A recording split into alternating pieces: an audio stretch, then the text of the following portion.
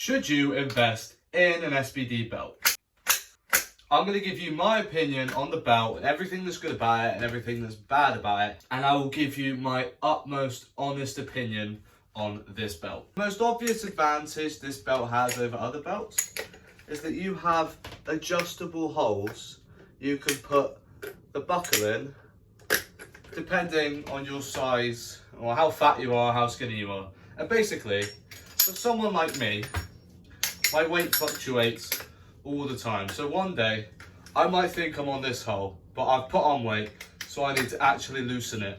And it's very handy, okay? You don't have to get a little screwdriver like you do with other belts and constantly adjust where you put the lever. Nothing irritates me more than doing that. So that is one obvious advantage to having this belt that no other belt has. Now this belt's buckle here is the most slick, well-made thing I've ever used. Other levers aren't as nice, they're quite stiff when you open and shut it, whereas this one literally glides into place every time. Now I've had this now for a number of months and I haven't had a single issue. It feels exactly the same as when I first bought it. So obviously you do a deadlift and you put it down and you flick the belt. Nothing more beautiful than that. Now this belt, as you can see, is a lot thicker and wider than other belts usually are.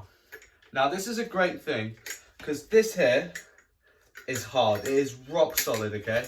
That is great for when you put it on and you brace your core. You have such a solid wall to brace against.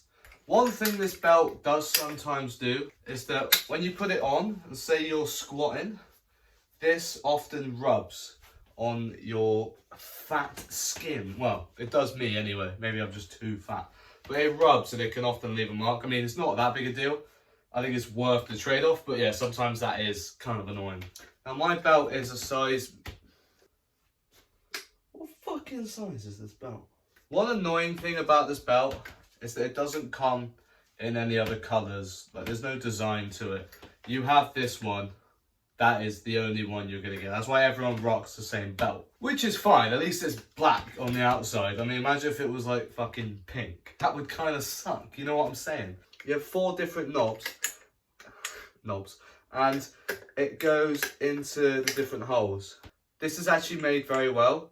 Because if you can see on the buckle, the very first 2 are slightly angled that way. So when you put it in the hole, it slides in like that, and then it's not coming out. It's not just straight in, otherwise it might pop in and out. Now, the other handy thing you can do with this thing is, once you've done your squat, say, you do your squat, and you unbuckle it, you could just leave the belt on you like that. I could walk around like this, and it's not tight, it's not fully on, and then suddenly, bam, it's back on again for my set, and then it's off.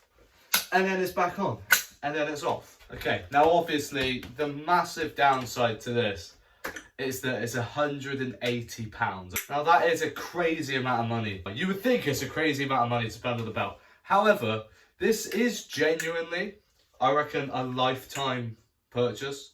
I don't think this will ever break or get like, so I think, say you're gonna add it up over a number of months, over say you used it for 5 years, it's not going to equate to that much money each month. I can't be asked to do the maths, but you know what I'm saying. So do I think it's worth it? Absolutely, it's worth it. £180 is a lot, but I would definitely get it. It is so solid, it's so sturdy, it's so slick to unbuckle, it's so convenient to put in each hole. It's just, there's no belt you can find on the market that's as good as this. You can get the other strength shop or the other different branded lever belts, and yeah, they're good. But again, you've got the lever that you have to screw on each time, depending on what weight you are. I mean, granted, it's not going to change that much. Like, I'm just saying, on the odd day that you're fucking bloated, or you know, you're skinny, you've lost weight, you're gonna have to change it because you can't lift with the wrong belt size, because that'd just be dumb. So you have to take a screwdriver to the gym. Who the fuck takes a screwdriver to the gym? Psychopaths. Psychopaths. I'm one of those. I did used to do that. But I don't need to anymore, because I have the SBD belt. So I would definitely invest in the belt, if you can. If not, you do have the Strength Shop alternative, which I think is 60 to 70 pounds, something like that. A lot cheaper, but again, you're going to eventually upgrade, so you may as well just go full board and buy the best thing you can. That's my logic anyway. So just one more time, I'll show you. You get it like this. You put it on, and then boom, you buckle it up. Now, that ain't coming off. Once you've buckled it, it's staying there like that. You get what I'm saying? That ain't coming undone until flick. If you don't have a belt, you don't understand how satisfying that is. I need you to join the club, okay? And just ping that off like that.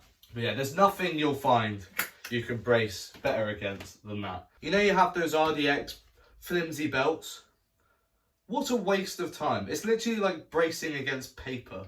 How, like, you can't create that wall you can with this. So yes, definitely buy the belt. Definitely. If you're even considering it, just do it. You'll never have to do it again. So you may as well do it once and do it right. You buy cheap, you buy twice. Not that the Strength Shop stuff is bad, it's just not as good as this. It's a simple choice, really. Anyway, thanks for watching, and I'll see you in the next one.